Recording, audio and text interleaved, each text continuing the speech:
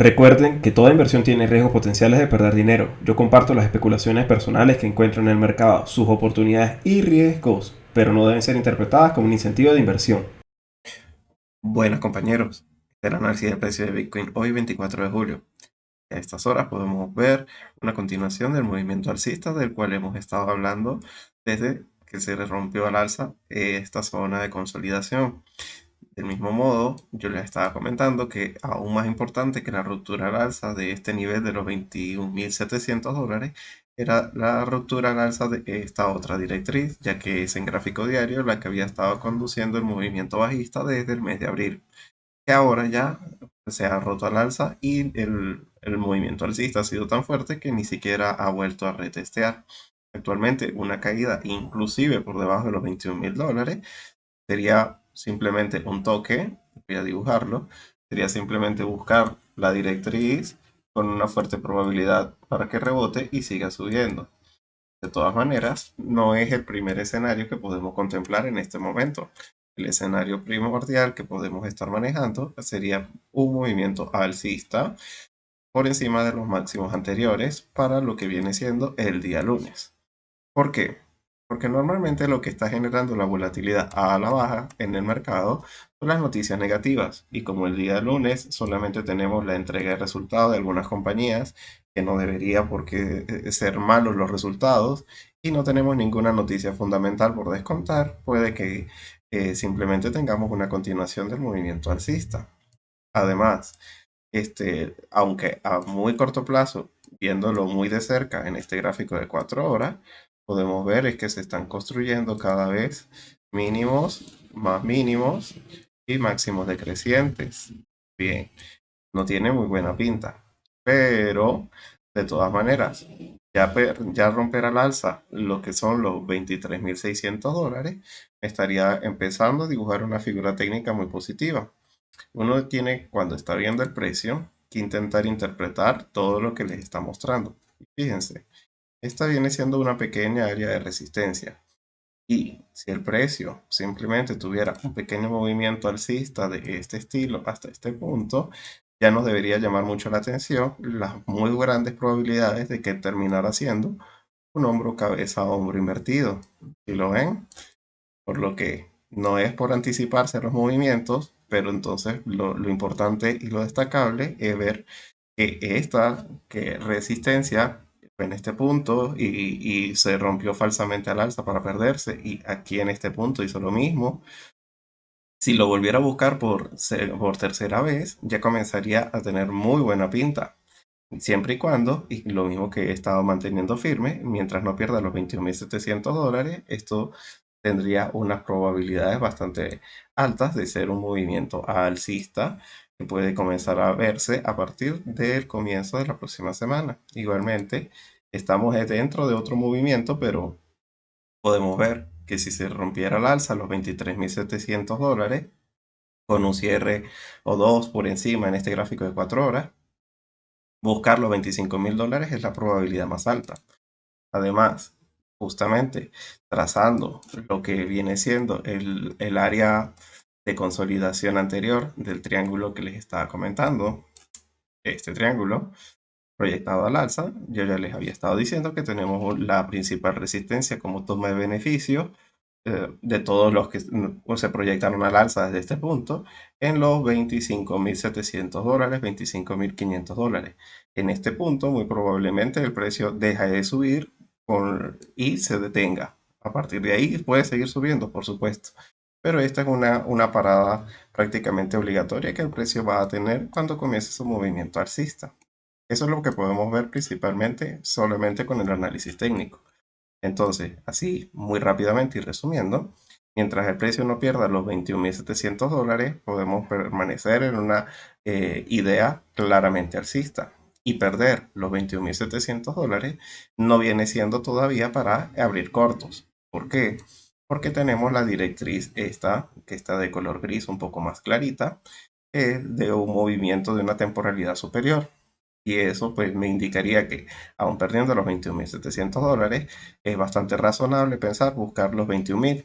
Entre los 21.700 y los 21.000 tiene todavía muy fuertes probabilidades de que el movimiento al alza se respete. Ah, pero, y siempre, siempre teniendo esto que les voy a decir en cuenta, donde ya no es posible seguir permaneciendo en una idea bastante alcista, viene siendo en perder aproximadamente los $20.200 en uno o dos cierres de vela por esta área, porque me estaría entonces confirmando con este movimiento alcista como una falsa ruptura y entre los 20.300, $21.100, ya estoy perdiendo nuevamente el triángulo por la parte inferior y me estaría entonces proyectando el movimiento hacia abajo. Dependiendo desde dónde lo mida, desde el rompimiento, podríamos estar hablando de incluso buscar mínimos por debajo de los anteriores. Pero ese escenario lo tengo totalmente descartado por varias razones.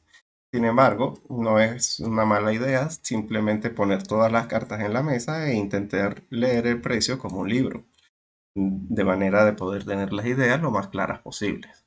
Entonces, ese viene siendo el precio de Bitcoin y prácticamente todas las criptomonedas las siguen de la misma forma. Vamos a hacer un repaso bastante veloz por Ethereum. Fíjense, en el caso de Ethereum, el área de consolidación está extremadamente lejos y si lo intento proyectar un poco hacia adelante, la zona de peligro realmente importante para Ethereum se encuentra en simplemente regresar a la zona de consolidación en los $1.250 para abajo con un par de cierres, pero no tendría una proyección tan negativa todavía porque estaría nuevamente dentro de esta área. Voy a estirarlo un poco para que se vea bien. Perder los $1.250 sería simplemente regresar al área de consolidación. No viene siendo aún la probabilidad más alta la ruptura de un triángulo como el que se ve en Bitcoin. El peligro realmente importante vendría siendo en perder los 1.050, que se ve extremadamente lejos y que no lo veo desde ningún punto de vista el escenario más probable. Ahora, a diferencia de Bitcoin, la construcción que está haciendo es de mínimos crecientes. Si se dan cuenta, a diferencia de Bitcoin, este mínimo está por debajo de este mínimo y los máximos son ascendentes, como este máximo en comparación con este máximo. Actualmente podríamos decir que está detenido, es más, podríamos decir incluso que está luchando contra un área de la última de las resistencias que tiene para tener un movimiento alcista dentro de lo que ya tiene actualmente. Fíjense, ya Ethereum cumplió y con sobra el movimiento alcista que se podía esperar luego de la ruptura de este canal de consolidación. Fíjense, simplemente proyectándolo hacia la parte de arriba, podemos ver que Ethereum muy rápidamente consiguió los $1.600, que era la proyección que se podía esperar que tuviera, y a partir de ahí está consolidando, más o menos como lo que yo espero que Bitcoin haga en los $25.500. Pero actualmente en esta pequeña figura que está construyendo ahí, que se ve incluso aún más claramente como un hombro cabeza a hombro, a verlo muy de cerca, sería este el hombro izquierdo, esta sería la cabeza hasta este punto y este sería el hombro derecho. Por lo que una ruptura con un par de cierres muy cerca de donde está, podríamos darle de margen los 16.000, los 1.620. Ya probablemente me estaría hablando de un movimiento alcista incluso por encima de la resistencia de color verde que tengo ahí. Esa resistencia es de un gráfico mensual y es fundamental, ya que en el movimiento alcista del 2021 fue una zona de resistencia difícil de romper y luego fue una zona de soporte cada vez que el precio caía con fuerza y actualmente debe fungir como resistencia. Romper los 1.700 no está nada fácil para Ethereum, pero una vez lo rompa, y eso es lo que yo espero que ocurra, va a ser una excelente zona de soporte para esta criptomoneda. Y se puede proyectar este hombro cabeza a hombro que se va a terminar de confirmar con un par de cierres encima de los 1.620 hasta los 1.720. Serían 100 puntos que pudiera acumular Ethereum para las próximas, vamos a decir, días, porque este es el gráfico de 4 horas, de aquí al martes. Ahora bien, en el caso de BNB, también muy rápidamente, es el mismo escenario. No ha tenido aún la ruptura de la directriz por la parte superior.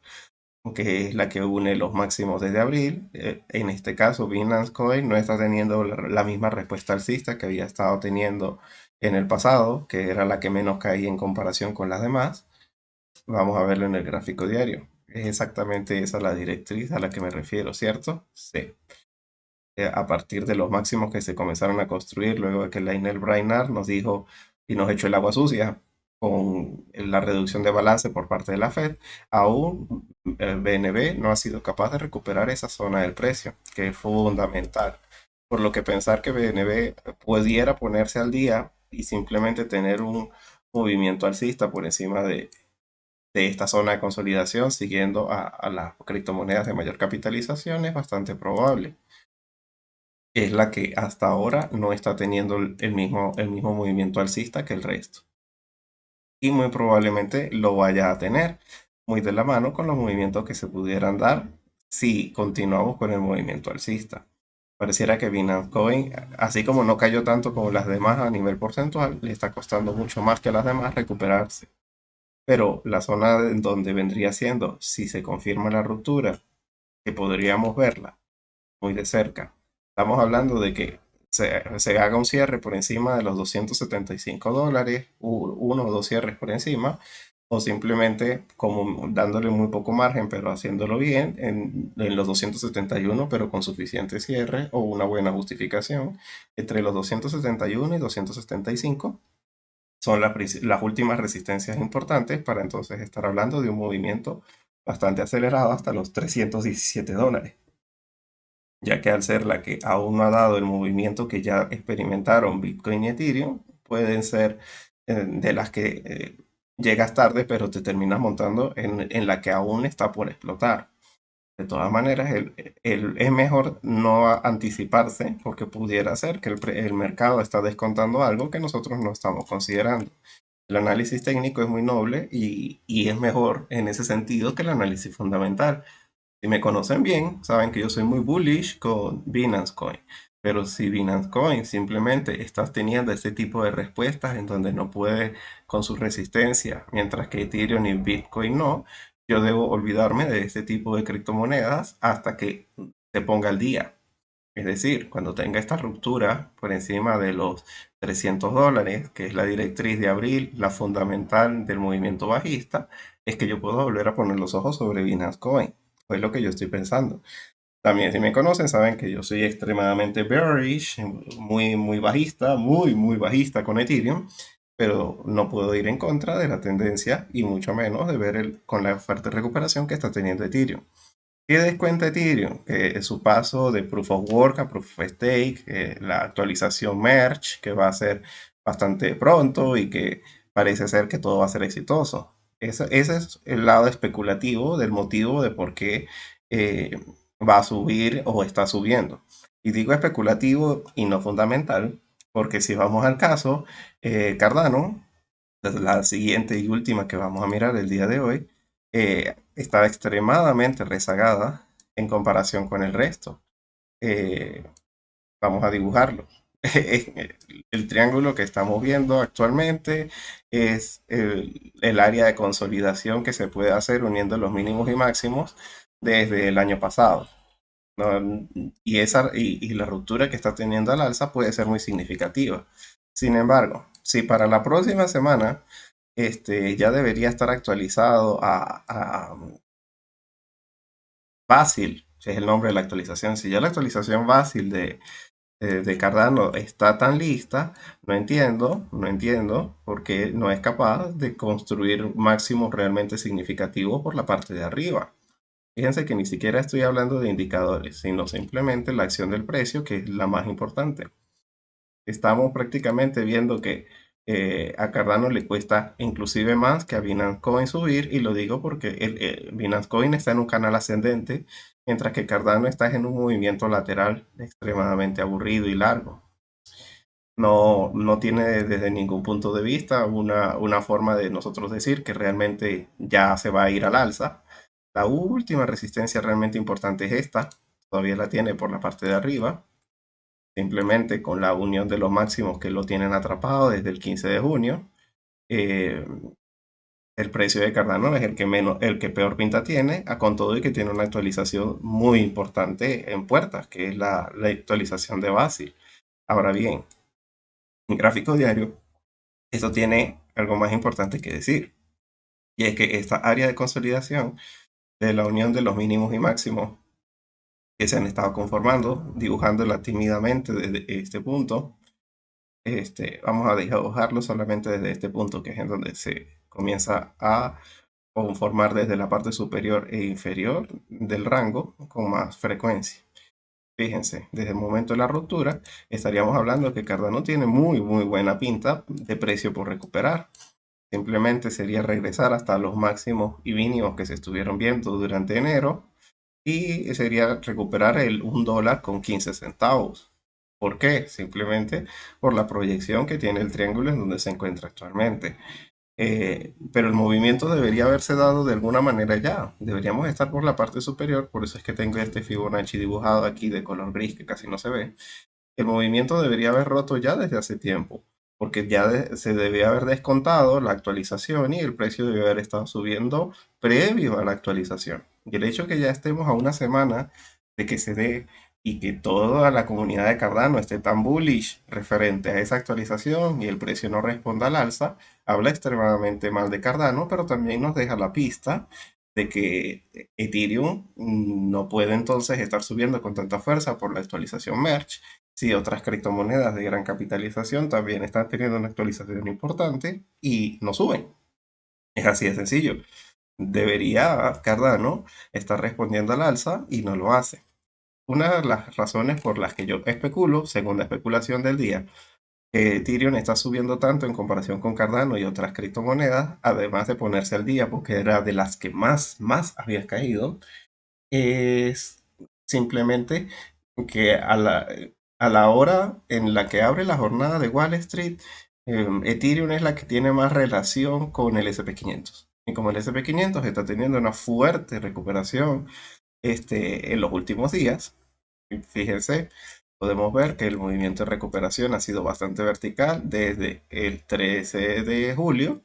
Miren que el SP500 también está haciendo un movimiento muy parecido, prácticamente en las mismas fechas. El 13 de julio se toca, 14 de julio se toca por última vez una mecha importante y a partir de ahí despegan un movimiento alcista, que también muy de la mano con lo que está haciendo las criptomonedas, descontando luego lo que Brainer nos echó el agua sucia con la reducción de balance. A partir de ahora es que se está viendo la ruptura al alza de este canal bajista y se puede especular tanto para el SP500 como para todas las criptomonedas que ya respondieron al alza por encima de esa directriz, que van a continuar un movimiento alcista.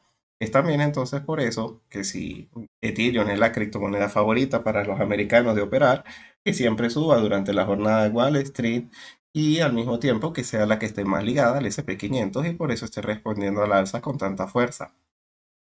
Eso también entonces nos dice que al estar tan ligado con el SP500 podemos predecir un poco su precio, anticipándonos a lo que el SP500 nos pueda decir por análisis técnico. Y ya que estamos aquí, pues vamos a verlo rápidamente. Podemos ver también que se está consolidando el precio por encima del el área de corrección que estuvo teniendo de este triángulo. ¿Qué es lo que más me llama la atención? Que aún le queda muchísimo por subir. La mayoría de analistas que yo sigo especulan que el precio debe llegar como mínimo hasta los 4.110 por la parte de arriba. Y si de verdad le fuera extremadamente bien, entre los 4.010 y los 4.200 dólares. Por ser esta misma zona de máximo, por corresponder con el 23.6 del Fibonacci desde el máximo histórico que hizo el SP500 y el mínimo del crash del COVID. Esta resistencia se ve como invisible, como poco importante, pero fíjense que ese Fibonacci lo deben tener dibujado varias manos fuerte porque es que fue zona de soporte en el pasado, incluso cuando lo tocó por primera vez, fue resistencia de camino hacia los máximos históricos en su movimiento ascendente en el año pasado. Este punto de los 4.200 dólares es un muro de piedra muy difícil de romper, por lo que La mayoría de analistas incluso se anticipan a decir que si en el momento en el que el SP500 llegara a este punto, es para abrir cortos. No solamente cerrar largos, es para abrir cortos directamente. ¿Por qué? Porque puedes ajustar con muy poco riesgo, un stop bastante ajustado, pensando en ir a buscar nuevamente la zona de soportes. Y tienes una relación 2-1 o 3-1. Pensar que el SP500 no solamente llega hasta los 4100, sino hasta los 4200, ya nos estaría hablando de que el movimiento alcista sea sobreextendido. Y como mínimo, ahí en el momento en donde tanto las criptomonedas y principalmente Ethereum correrían el riesgo de comenzar a caer o lateralizar. Pero muy difícilmente será lateralizar, deberían caer. Sobre todo si se da de un movimiento muy vertical. Es decir, que durante esta semana el SP500 tuviera un movimiento ascendente muy veloz hasta los 4200, no tendría para nada buena pinta. Tendría que venir acompañada con alguna noticia muy espectacular y positiva. Y sí pueden haberlas, solamente que no directamente antes del día miércoles. ¿Por qué? Primero que todo, pensemos en lo que tenemos en el calendario económico para la próxima semana. El día lunes no tenemos absolutamente nada. Como les digo, solamente entrega de resultados de algunas compañías que no deberían salir muy mal. Y aunque saliera muy mal, no creo que muevan el mercado. Ahora bien, para el día martes tenemos esto, que es fundamental, que es la confianza del consumidor en los Estados Unidos. En la medida en la que cae la confianza del consumidor, se estima que va a haber un menor consumo. Y si hay un menor consumo, evidentemente los inventarios no se renuevan, de manera que las empresas les comienza a ir mal porque hay ausencia de demanda. Y simplemente haciéndole un pequeño análisis técnico, podemos ver que se están conformando máximos cada vez por máximos decrecientes y mínimos cada vez más mínimos. Actualmente se encuentra en el punto 98.7 y podemos ver por la parte de arriba que se ve que debería haber un movimiento alcista. Entonces, se especula que quede por la parte superior y que rompa nuevamente el área de los 100 puntos. Pero de no hacerlo, sino salir la confianza del consumidor por la parte de abajo, pudiéramos ver pequeñas, muy pequeñas correcciones en el precio, tanto del SP500 como de las criptomonedas. La clave con este dato es mirar el crash del COVID, el punto 85.7.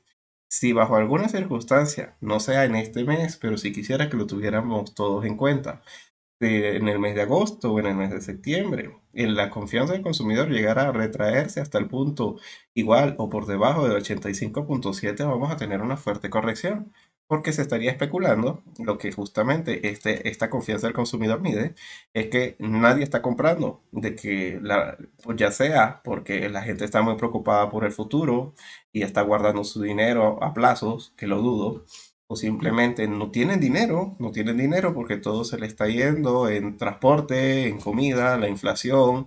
Si los diferentes aspectos que mide la economía llevan a que la comunidad no esté consumiendo, obviamente esto va a caer, pero caer por debajo de, ¿cómo es? Conformar mínimos cada vez más mínimos, pero importante, que sean incluso por debajo del nivel del crash del COVID, es sumamente preocupante.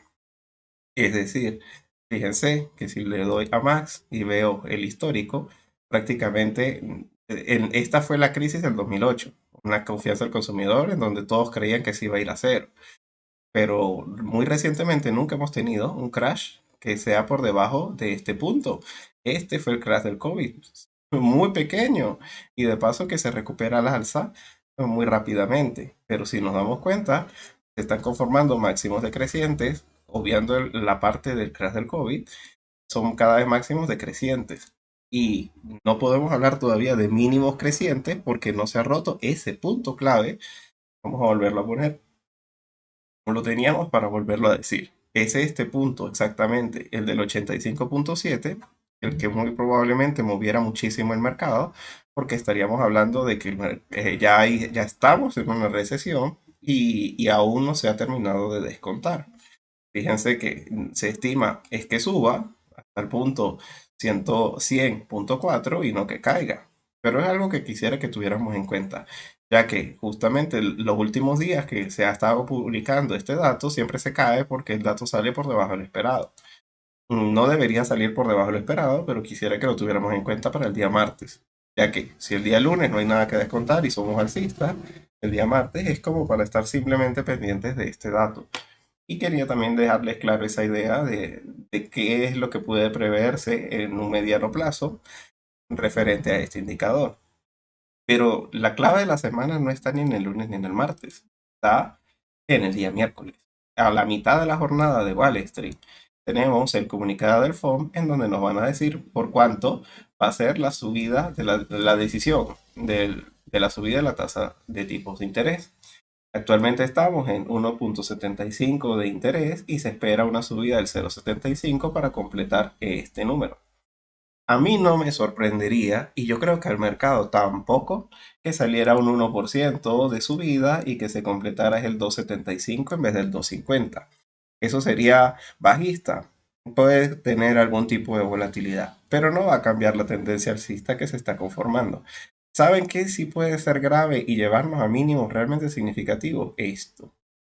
Está la reunión de prensa en donde Jerome Powell va a ser cuestionado y le van a decir sobre qué es lo que está ocurriendo y que nos dé unas expectativas sobre cuándo va a bajar las tasas de interés o a cuál es el punto máximo en donde se debe encontrar el punto neutral de los tipos de interés, que nos hable sobre las expectativas de la inflación. Esta rueda de prensa es peligrosa. Es peligrosa, esa es la palabra, es peligrosa. Pero es ahí en donde pueden radicar las mejores oportunidades para la próxima semana. Me explico con detenimiento. Vamos a verlas en el caso de Bitcoin. Supongamos por un momento que el precio se encuentra en este punto para el día miércoles y que justamente suben las tasas de interés en 0,75 y el precio comienza a caer. Pero entonces Jerome Powell comienza a salir con comentarios muy positivos. Den por seguro que vamos a tener un mes de una finalización de julio y un agosto extremadamente bullish. Mientras que el escenario B, en donde se suben las tasas de interés 0,75, pero Jerome Powell dice que no va a bajar las tasas de interés prácticamente nunca, tiene que cambiar las políticas porque no saben exactamente hasta qué punto la inflación va a ser extremadamente persistente.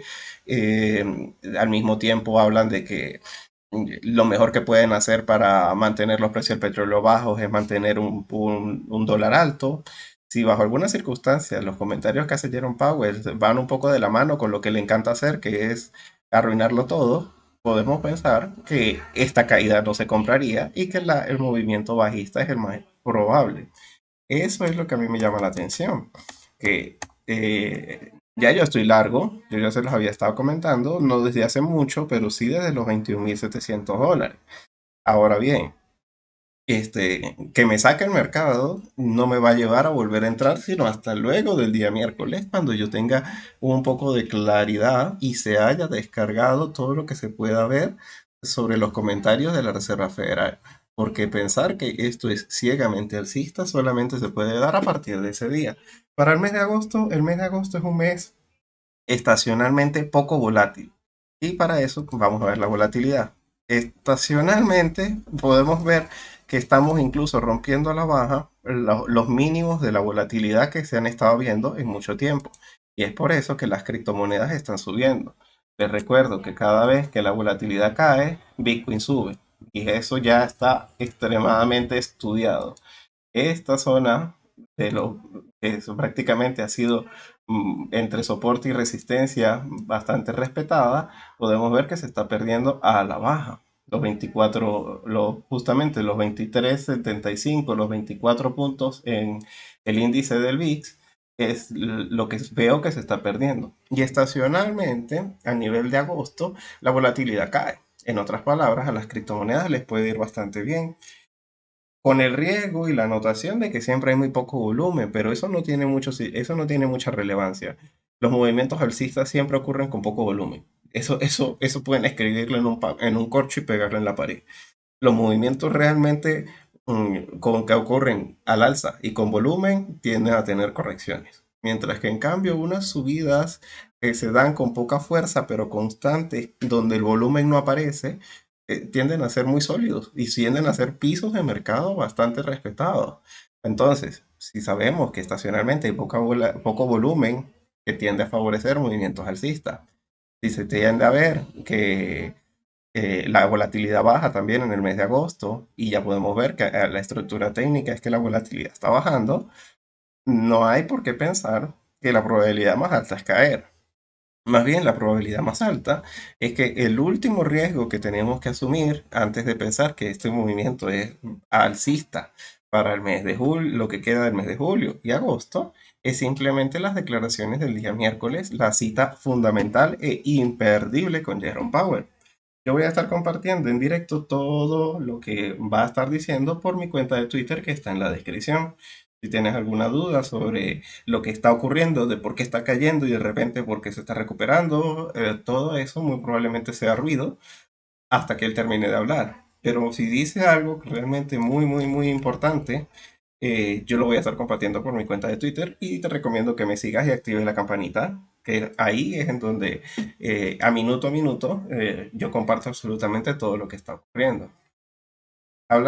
Si vamos a hablar de cine negro o algo que pudiera cambiar todas las expectativas de lo que estamos hablando ahorita, les recuerdo que la Organización Mundial de la Salud el día de ayer, durante el fin de semana, que fue justamente esta vela, un poco un doji de indecisión que se conformó, incluso tocando mínimos que no se habían estado viendo muy recientemente, fue porque la Organización Mundial de la Salud publicó que la viruela del mono, yo iba a decir la fiebre del mono, la viruela del mono ya es categorizada como una enfermedad de riesgo internacional y está. No vamos a hablar de cuarentenas ni nada por el estilo, porque el modo de transmisión es muy diferente que el del COVID. Pero ahí hay algo que pudiera coserse y que no deberíamos descartar después de lo que ocurrió en el 2020. Pero hasta ahora es simplemente un rumor y hay que tenerlo como tal. Y sin embargo, es algo de lo que también estoy hablando mucho en mi cuenta de Twitter, porque mm, mm, estar pendiente de lo bueno, eso es lo de menos. Los movimientos alcistas uno tiende a enterarse porque el precio sube. Pero entender que alguna caída realmente es importante y que esa caída no se compra, es por eso que hay que tener en cuenta a los principales, vamos a decir, proveedores de miedo, como la Organización Mundial de la Salud y otros tipos de cuentas en Twitter, para enterarse de primera mano qué es lo que está ocurriendo, cuáles son las caídas que no se compran, las caídas que realmente son peligrosas porque van para algo más que simplemente una caída para seguir subiendo. Y bueno, compañeros, ese viene siendo el resumen de lo que vamos a encontrar durante la próxima semana. Y ya muy para cerrar, entonces podemos terminar de decir, lo más importante que pudiéramos ver sería que el precio no volviera a perder los 21.700. Y de hacerlo, ver cómo la Reserva Federal termina de darnos a nosotros la noticia de cómo pretende darle respuesta a la inflación y a las subidas de tipos de interés. Muchas compañías durante este mes han estado reportando pérdidas y lo especifican directamente que lo están haciendo es porque la diferencia entre el dólar y el euro, es decir, las increíbles subidas del dólar y la caída simultánea del euro, está generando problemas para vender barato. Porque si el dólar está subiendo, la divisa es más costosa, por lo que es como si simplemente tuvieran un aumento de precio añadido los productos que tú has estado produciendo y exportando siempre. Eso está desfavoreciendo mucho al sector de la economía y muchas personas consideran de que el dólar está tocando techo.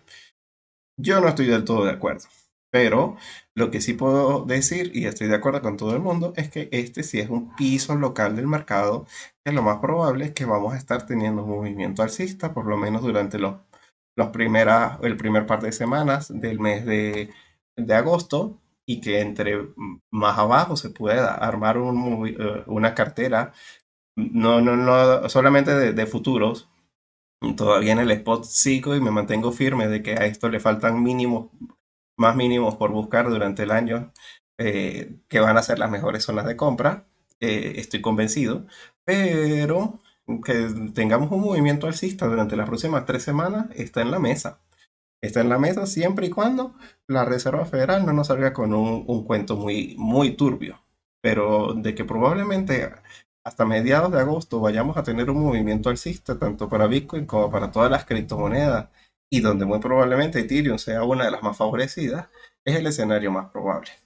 Quédense con estas ideas y recuerden, esto no es ningún canal de asesoría financiera, pero yo siempre comparto mis ideas de manera gratuita con ustedes.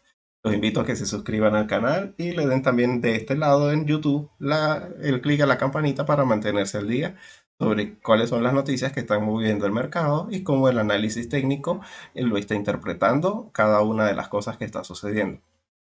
Bueno, compañeros, me gustó mucho hablar con ustedes el día de hoy. Que terminen de tener un feliz fin de semana. Nos vemos en unas horas para el análisis del día 25. Hasta luego.